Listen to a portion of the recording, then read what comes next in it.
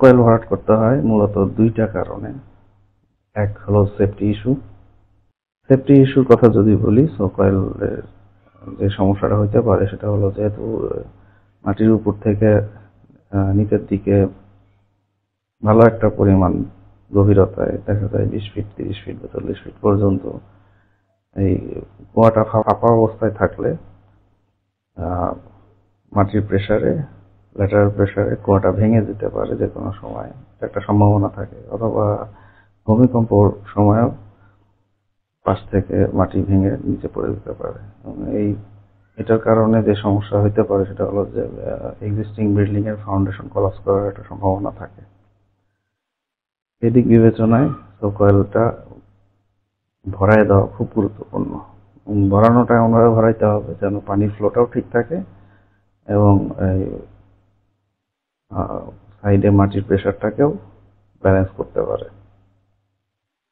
আরেকটা দিক হলো সেটা হলো মেইনটেনেন্স ইস্যুর দিক থেকে।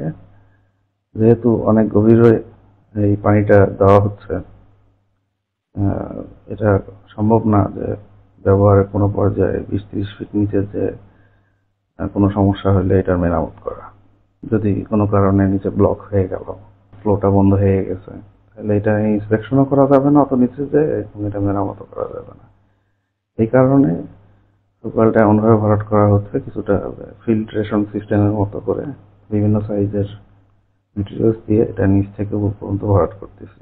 নিচে বড় সাইজের ফিলার মেটেরিয়ালস থাকবে এবং ধীরে ধীরে উপরের দিকে যে কয়টা লেয়ার হবে প্রত্যেকটা লেয়ারে এই গ্রেডেশনটা বা এই সাইজটা ছোট হয়ে আসবে।